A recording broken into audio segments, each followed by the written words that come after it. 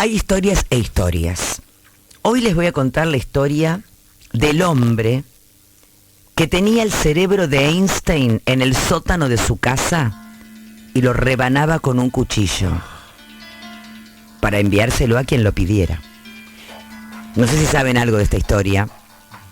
¿No sabes nada? Alguna cosita sí. No.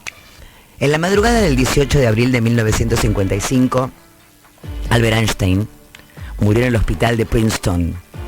Thomas Harvey, el patólogo de guardia, realizó la autopsia y determinó que había muerto de un aneurisma aórtico abdominal.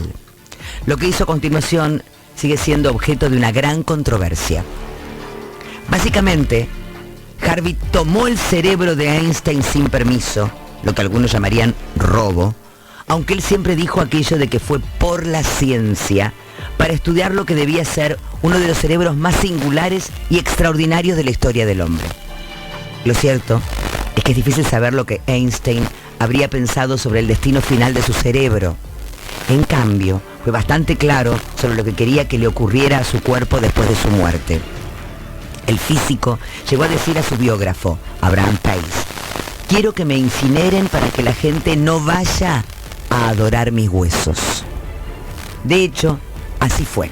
En menos de 24 horas después de su muerte, en una ceremonia secreta con familiares y amigos que dispersaron las cenizas del genio a lo largo del río Delaware. Sin embargo, esas cenizas no incluían su cerebro ni sus ojos. Hoy se rumorea que están en una caja de seguridad en Nueva York o quizás en Nueva Jersey. Pero mucho antes de eso, justo en el momento en que Harvey aparecía en escena, el cerebro de una de las mentes más lúcidas comenzaba un increíble y escalofriante viaje. Harvey había tomado el cerebro del físico sin el permiso de su familia, pero como explicaba Bess L. en su libro Rest in Pieces, en vez de Rest in Peace, Rest in Pieces, descansa en pedacitos, del curioso no sé qué, del famoso, no estaba loco. De hecho, su acción no era del todo inusual en aquella época. En muy poco tiempo, el patólogo perdió su trabajo en el hospital de Princeton, así que se llevó el cerebro a la Universidad de Pensilvania en Filadelfia para diseccionarlo en 240 piezas y conservarlo en celoidina, una forma dura y elástica de celulosa. También creó 12 juegos de 200 diapositivas que contienen muestras de tejido indexadas a las piezas y se las envió a algunos investigadores. Luego, dividió las piezas en 2 jarras y se las llevó a su casa para almacenarlas en el sótano. A partir de entonces, Harvey comenzó un viaje a través de Estados Unidos transportando pequeñas muestras del cerebro de Einstein. Como han contado más de una vez, incluso el ejército de Estados Unidos se puso en contacto con él para quedarse con el cerebro. El gobierno estaba preocupado de que la codiciada pieza terminara en manos de los rusos, pero Harvey no hizo caso de las advertencias. Después de perder su trabajo por culpa del cerebro, perdió su matrimonio. Su mujer lo había amenazado en más de una ocasión con deshacerse del órgano mientras viajaba. Un día Harvey regresó para recuperarlo y se lo llevó con él. Un año después su esposa le pidió el divorcio. Durante un tiempo, el patólogo trabajó como supervisor médico de un laboratorio de pruebas biológicas en Wichita, en Kansas, manteniendo el cerebro en una caja de sidra escondida debajo de un enfriador de cerveza. En esta ubicación, Harvey se hizo famoso. Un artículo en la revista Science lo convirtió en una extraña celebridad. A partir de entonces, comenzaron a llegar peticiones de muestras de muchos investigadores.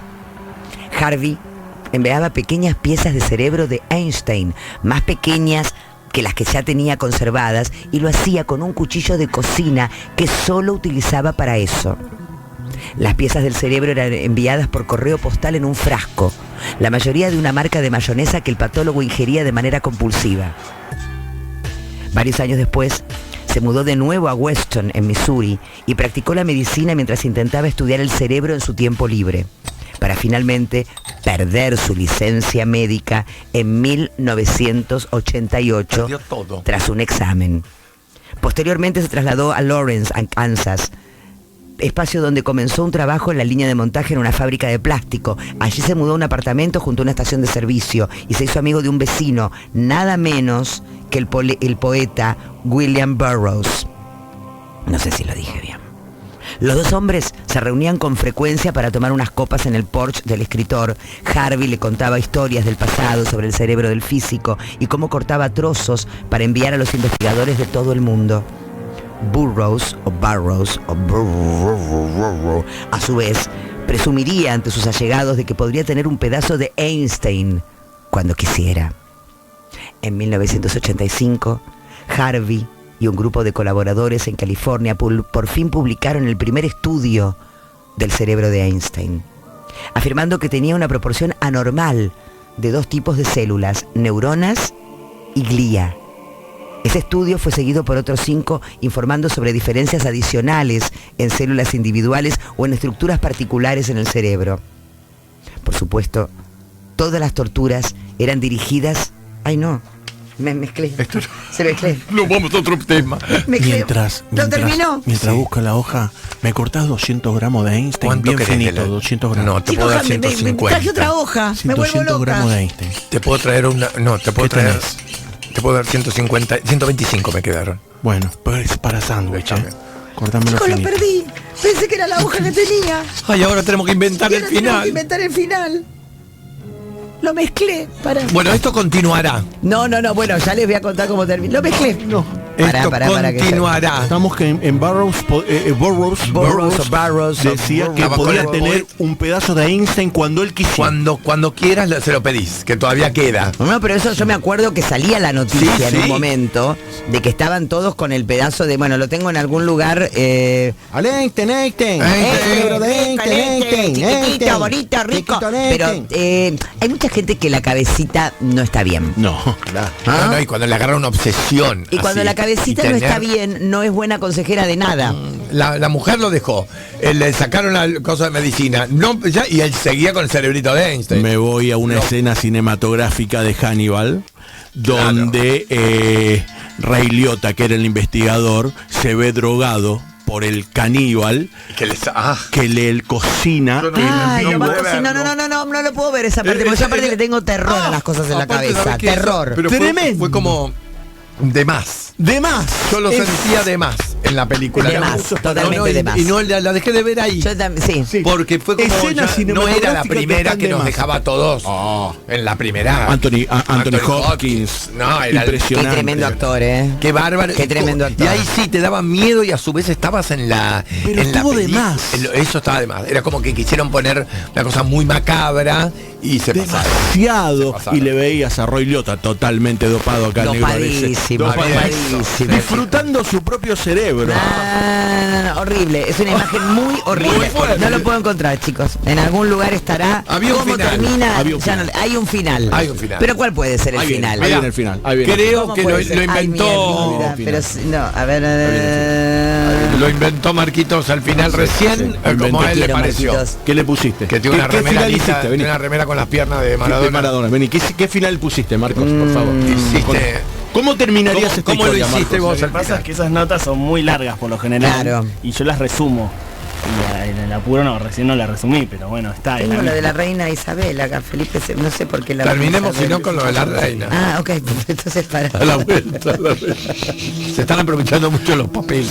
Sí. Harvey se refregó, Ahí sigue. se nefregó, dice acá. Sigue. Es otra historia, es veamos otra historia. como la Barbie cuando. Ah, es otra.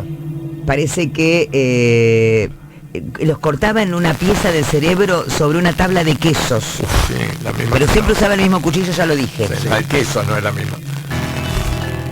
Todavía faltaba un capítulo igual de delirante para poner fin a la Odisea. En 1996, el periodista y escritor Michael Paternity, no me está cortando el cerebro, volvió a encontrar a Harvey, que ahora tenía 84 años y trabajaba en una fábrica de plásticos en Kansas. Viejo loco. Y lo convenció para que ambos encontraran a la nieta de Einstein, Evelyn, que vivía en California, para entregarle lo que quedaba del cerebro de su ya legendario abuelo y mutilado cerebro. Peor que Lorna con Susana.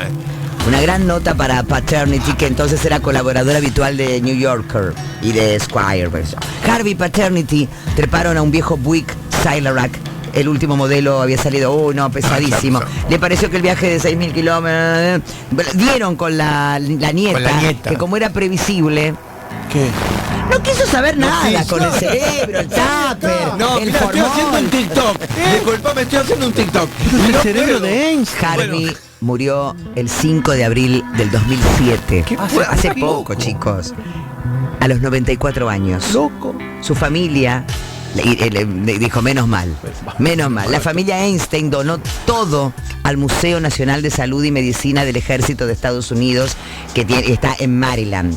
14 años después de un trabajo de la revista Lancet, él dicen que el excepcional cerebro de Albert Einstein, que reveló que lo que pensaba era un cerebro casi normal, con abundancia de células gliales, tenía otras particularidades. Ay, ¿cuál? Según los investigadores, los lóbulos parietales de Einstein presentaban una morfología atípica. Pero esto lo descubrieron otros, no los loquitos Claro, de Harvey. no, el loquito siguió Harvey con el que cerebro seguía rebanando fetando. pedazos. En el 2012, un equipo de especialistas de la Universidad de Florida llegaría a una conclusión similar. O sea que vamos por ese lado. Los neurólogos dijeron que la mayoría de las personas tenemos 3 giros prefrontales, mientras que Einstein tenía 4.